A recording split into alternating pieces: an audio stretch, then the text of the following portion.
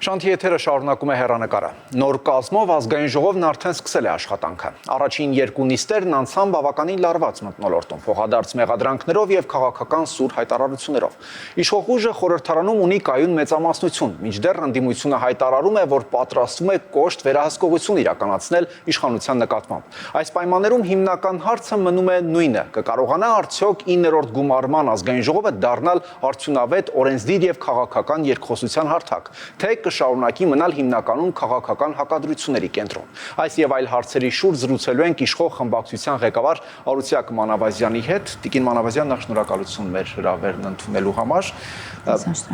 Ըստ էության արդեն առաջին եւ երկու օրերը կարող ենք ամփոփել։ Դուք 8-րդ գումարման խորհրդարանում падգամավոր եք։ Այս գումարման խորհրդարանում արդեն ստանձնել եք իշխող խմբակցության ղեկավարի պաշտոնը, պատասխանատվությունն ավելի է մեծացել։ Ըստ այդմ ձեր գնահատմամբ նախ ինչպես անցան այս երկու օրերը։ Նախ իմ գնահատմամբ լավ է ընթանում, այսինքն աշխատանքային մթնոլորտում, գործընկերային մթնոլորտում մասամբ։ Սկսենք այնտեղից, որ Ռուբեն Ռուբինյանը իր ելույթի բացման հենց մեկնարկին խոսեց այն մասին, որ արժանապատիվ առաջարկ արեց դուրս չգալ բարեկրթության սահմաններից եւ առաջնորդվել միմյանց հարգանքով, որպեսզի խորհրդարանը առաջիկայում ունենա ավելի արդյունավետ աշխատանքներ։ Ինչը նշանակում է, չի նշանակում, որ եկեք ամեն ինչին կողմ լինենք բոլորով, այսինքն բարեկրթությունը չշփոթել աշխատանքային այլ գործելավոճից, որ Քավլիցի մենք տարբեր մեր խմբակցությունները տարբեր քաղաքական տեսլականներ ունեն եւ թե մեր ներքին արտաքին քաղաքականության եւ ընդհանրապես երկրի զարգացման վերաբերյալ ըստ այդմ առաջարկում ենք լինի փոխադարձ հարգալից աշխատանքային մթնոլորտ, թեև քաղաքացիական պայմանագիր խմբակցությունը հենց առաջին իսկ պահից սկսած իրեն դրսևորել է հենց այդպես, մենք նկատեցինք, որ ընդդիմությունը հենց երթման մանդատները իրենց ստացել են, բայց երթման տեքստի ժամանակ չհարգեցին մեր նահատակների հիշատակը, որովհետև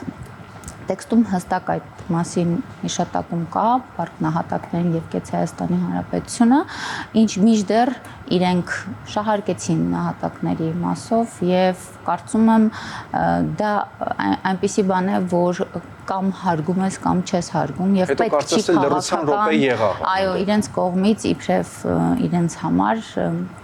հայտարարեցին, որը իհարկե ընդունելի չէ, որովհետև երբ այդ արարողակարգով արվում է, դու պետք է հարգես եւ քաղաքական նպատակներով շահարկելը բնականաբար շատ վատ է, ամեն դեպքում կարծում եմ իրենք վերանայել են իրենց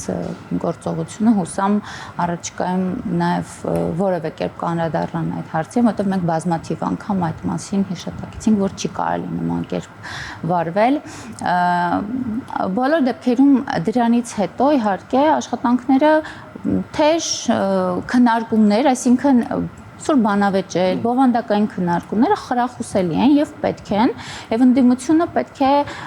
վերանայի իրեն վարքագիծը, որ նախորդիվ տեսել ենք նախորդ 5 տարիների ընթացքում ինչպես են աշխատել։ Ես նույնիսկ նախորդ տարիներին իմ բոլոր կոչերում միշտ անդրադարձել եմ, որ իսկապես ընդդիմությունը պետք է կարողանա քննադատաբար, առողջ քննադատությամբ մոտենալ բոլոր հանձնաժողովների նիստերին,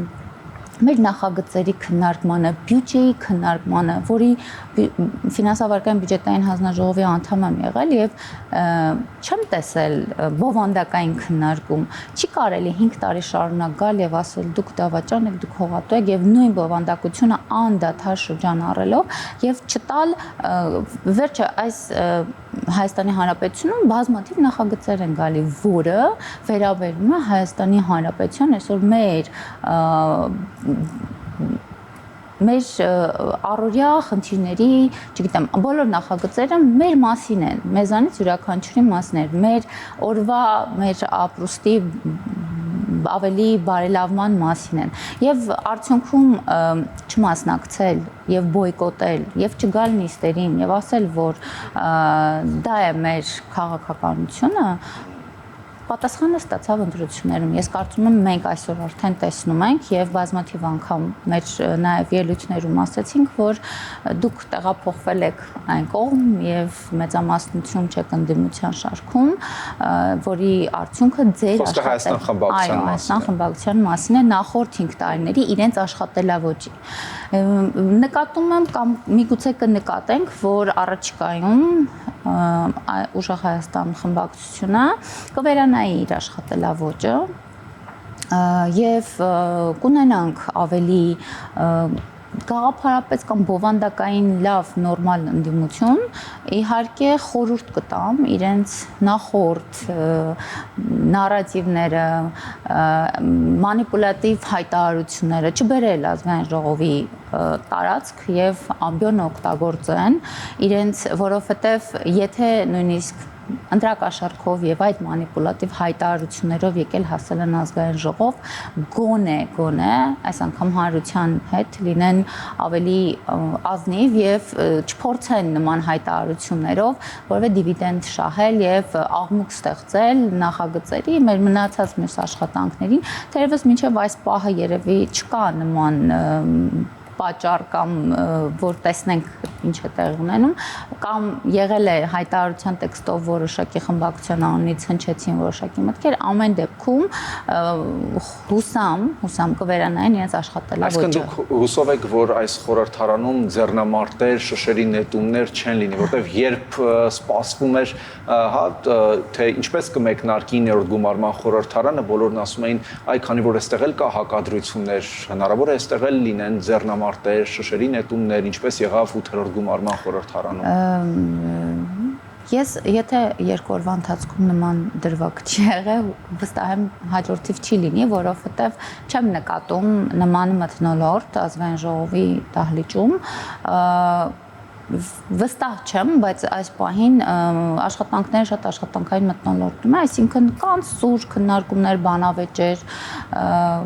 կան եւ կլինեն եւ պետք է լինեն այո որովե մեկը չի ասում պետք չի լինել սուր քննարկումներ երեք օրինակ ընդդիմության ամենաշատ բարձրացված հարցը որտեղ է կաթողիկոսը իրենք այսպես կարծես թե եթե կարելի այդպես անել ակցիա արեցին բոլորը սկսեցին բղավել որտեղ է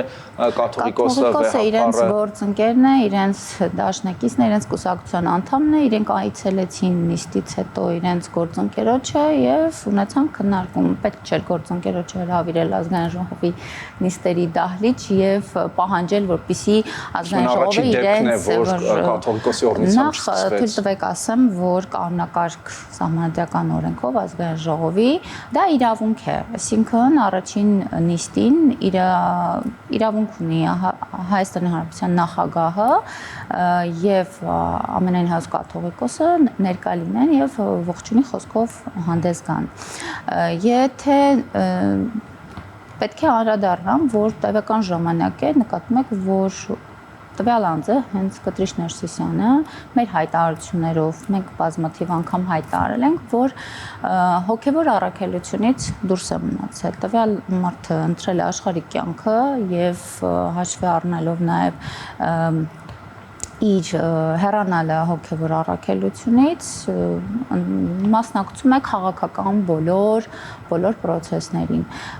ինչպես կարող է որ տրամաբանությամբ պետք է գալ ազգային ժողով եւ մասնակցեր ում օրհներ ինչ խոսք ասեր եւ ընդհանրապես ինչ կարգավիճակում պետք է նա լիներ առաջիկայում կունենանք հայոց կաթողիկոս կմասնակցի մեր նիստերին եթե կունենանք այո առաջիկայում որտեղ ձեր նախընտրական ծրագրում, այսինքն սկսելու եք ձեր նախընտրական ծրագրի իրագործման կոնկրետ քայլեր, որովհետև ձեր նախընտրական ծրագրում կար կաթողիկոսի հեռացման մասով նաև դրույթ։ Նախընտրական մենք եկել ենք ազգային ժողով, կիրականացնենք, վերցրել ենք մեր մանդատները եւ կիրականացնենք նաև առաջիկա 5 տարիներին մեր նախընտրական ծրագիրը ըստ հերթականության եւ հաջորդականության եւ Աստծո Տիկին Մանավազյան, ընտրությունների արդյունքները ձեզ տալիս են կայուն մեծամասնություն։ Ինչպես եք պատրաստվում օգտագործել այդ կայուն մեծամասնության մանդատը, որ այն չընկալվի որպես միանձնյա որոշումներ կայացնելու հնարավորություն։ Այդ պայմաններում որն է լինելու ըստ ձեզ ընդդիմության իրական ազդեցության հնարավորությունը։ Տեսեք, ընդդիմության իրական ազդեցության հնարավորությունը բնականաբար իր աշխատելավճի վերանայումն է եւ ակտիվ մասնակցությունը բոլոր աշխատանքային process-ներին, որ տեղի ունենում ազգային ժողովում։ Ուղղակի աշխատանքն է, այսինքն աշխատանք,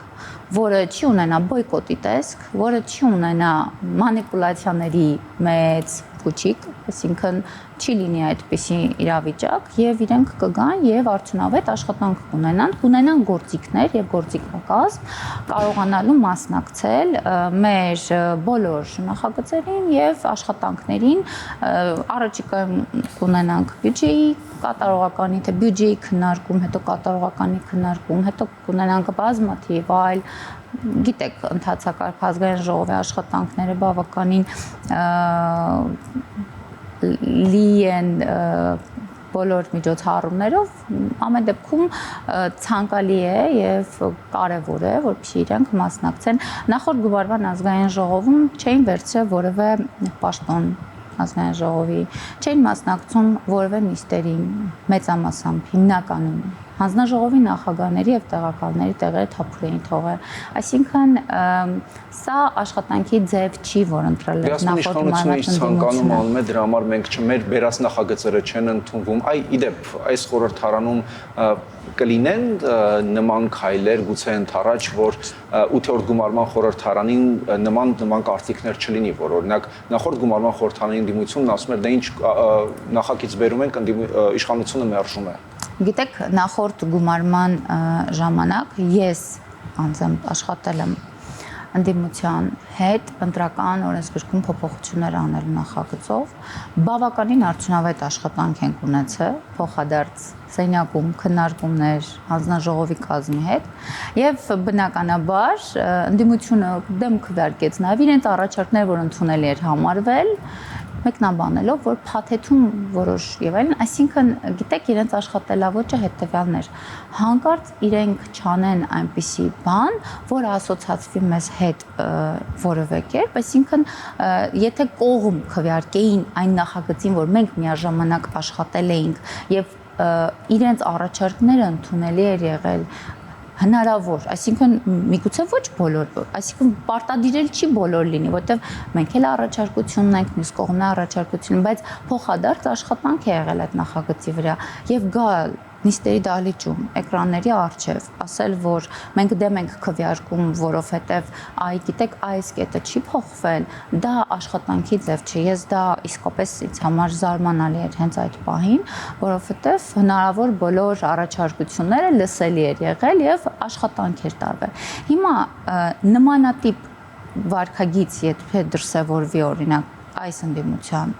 ներկայացուցիչների հետ, խմբակցության հետ, ես կարծում եմ դա պետք է բարձրաձայնել այդ մասին եւ անդադար խոսել, որովհետեւ երբ նստում ենք սեղանի շուրջ եւ մի նախագիծ քննարկում ենք, առաջարկությունները ընդունելի են, որևէ հանցավոր բան տեղի չի ունենում, երբ դուք կողմ եք քվեարկում այդ նախագծին։ Ամենակարևոր նախագծերին, մեր շատ հանրության համար կարևոր նաեւ նախագծերին իրենց մոտ դա ինչ որ ոչ պատվաբեր բաներ կողմ քվեարկելը երբ դրան համար հիմնավորումները իհարկե նաև ես լսել եմ հիմնավորումներ որոշակի որոնք ինձ համար ընդունելի չեն եղել այդ հիմնավորմամբ դեմ քվեարկելը այն դեպքում երբ հանրությունը սպասում է այդ նախագծի ընդունմանը։ Տիկին Մանավազյան, դուք ձեր խոսքում սկզբում նաև մատնանշեցիք արդեն ազգային ժողովի նախագահ Ռուբեն Ռուբինյանի այն առաջարկը ընդդիմությանը, եկեք զրոյական կետից սկսենք եւ այլն եւ այլն։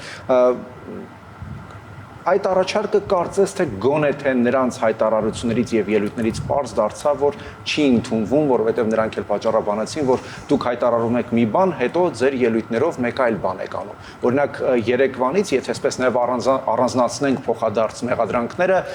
դուք ընդդիմությանը մեղադրեցիք ընտրակաշառքով ընտրվելու մեջ, անընդհատ իշխանությունը այդ մեղադրանքը հնչեցնում է, նրանք էլ ասացին, որ այստեղ պետք է լիներ օրինակ նաև Բարգավաճ Հայաստան խմբակցություն, բայց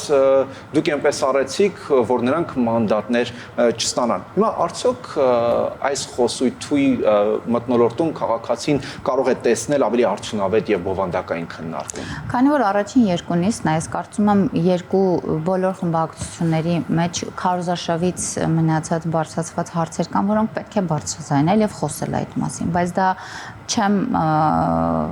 համակարծիք չեմ, որ դա մի ամբողջ 5 տարի դրա մասին պետք է խոսենք եւ կխոսենք։ Այսինքն հիմա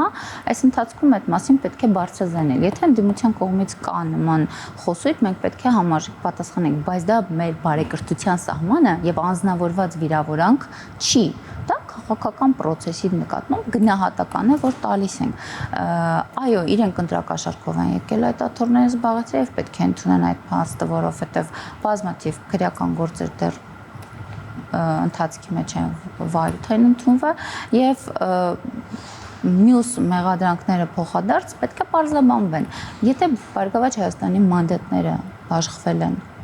մյուս խմբակցություն, ինչ են իրանք վերցրել այդ մեկ մանդատը, այդ հարցը պետք է տալ իրենց եւ հասկանալ ինչու են իրանք վերցրել։ Գալիս ասում են լեգիտիմ չի ընտրությունները։ Եթե լեգիտիմ չի, դուք ինչու եք այդ դահլիճում այդ ամբիոնից խոսում եք։ Եթե լեգիտիմ չեն ընտրությունները, ինչի մեկ հոգի փողոցում դուրս չեկավ եւ չբողոքեց ընտրություններից։ Եթե լեգիտիմ չի ընտրությունները, Արամ Վարդևանյանը Սահմանադրական դատարանում խոսել է այդ մասին։ Ինչու այսօր այստեղ որևէ անգամ ելույթ չունեմ եւ չի խոսում այդ մասին։ Եթե լեգիտիմ չի, իրենք ինչու են գալիս ազգային ժողով ամեն առավոտյան եւ մասնակցում մեր նիստերին։ Սա պետք է նայել, այսինքն գործողություն եւ խոսք համադրությունը չի համընկնում եւ այո, միգուցե կա խոսելու հնարավորություն այս պահին խոսում եմ, բայց դա պարոն Ռուբինյանի ասացի տրամաբանությունից դուրս չի իսկապես մթնոլորտը բավականին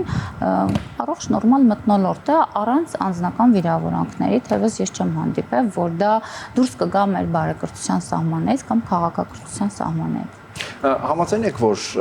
խորհրդարանը պետք է ոչ միայն քաղաքական բանավեճի, այլ նաև լուծումների հարթակ լինի։ Եթե այո, ինչ եք դուք ինքներդ նաև որպես մեծամասնության խմբակցության ղեկավար փորձելու ձեր ներդրումն ունենալ, որ այդպես լինի։ Ես ինքս ի սկզբանե միշտ կողմում եղա, որ խորհրդարանը աշխատանքներ տանի այնպես, որ դա լինի շատ ամենաբարձր արդյունավետությամբ։ Ինձ համար դա ամենալավ աշխատանքի ձևն է, որ խորհրդանի աշխատանքը լինի բարձր արդյունավետությամբ։ Ինչ պետք է անել դրա համար։ Իսկապես բազմաթիվ հարցեր կան, որ ազգային ժողովի падգամավորի մանդատը թույլ է տալիս, որ նա զբաղվի այդ հարցերով։ Այսօր ես կարող եմ բոլորի, այսինքն բարձրաձայն ասել, որ ես ինձ համարել եմ եւ համարում եմ ամենահասանելի ազգային ժողովի падգամավորը եւ բոլոր քաղաքացիների նամակների, դիմումների ետևից գնացել հանդիպել եմ կամ հրավիրել եմ այստեղ խոսել ենք եւ փորձել եմ իմ հնարավորության շրջանակում, այսինքն լինեմ քաղաքացու կողքին եւ դա ոչ միայն իմ որպես падգամավոր, ոչ միայն իմ կուսակցության որպես թիմի